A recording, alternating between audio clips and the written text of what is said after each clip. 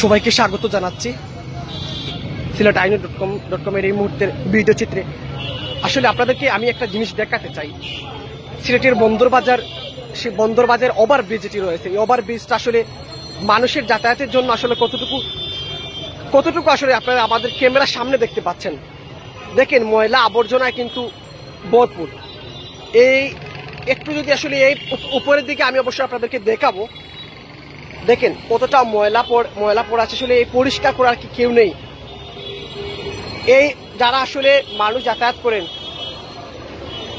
ওভারব্রিজটা দেওয়া হচ্ছে আসলে মানুষের যাতায়াতের জন্য, যাতে জামজমাট নিচে জামজমাট না হয়, উপর দিয়ে মানুষ সচ্ছলভাবে হাঁটতে পারে। কিন্তু এই হাঁটার উপযোগী কতটুকু আসলে আপনারা আমাদের ক্যামেরার সামনে দেখতে পাচ্ছেন। দেখেন কতটুকু ময়লা, এবং ইভেন একটু উপরে যাব আমরা অবশ্যই। দেখেন মানুষ কিন্তু আসছেন, তারপরে এই ময়লা অতিক্রম করে, আবর্জনা অতিক্রম করেও মানুষের ওভারব্রিজ দিয়ে হাঁটছেন।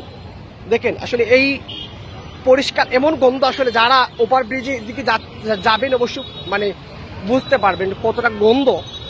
দেখেন অনেক ময়লা আবর্জনা। সিলেট সিটি কর্পোরেশনে যারা উদ্বোধন কোন দায়িত্বশীল বৃন্দ রয়েছেন, অবশ্যই সে বিষয় লক্ষ্য করার জন্য আসলে আমি অনুরোধ করবো। SYLHETinews.com থেকে আমরা আসলে যেটি আপনাদেরকে এই মুহূর্তে যেটি দেখাতে চাই, সিলেটের বন্দরবাজার সবচেয়ে গুরুত্বপূর্ণ। সিলেটের বন্দরবাজার, এই বন্দরবাজারে মানুষ সবাই ভিন্ন জায়গা থেকে, ভিন্ন জেলা উপজেলা, ভিন্ন জায়গা থেকে কিন্তু তথা বাংলাদেশ থেকে কিন্তু মানুষের যাতায়াত হয়। সেই আসলে যাতায়াতের ওভারবৃষ্টি রয়েছে, যে ওভারবৃষ্টি মানুষ সচ্ছলভাবে জন্য, যাতে মানুষ দেখেন মানুষ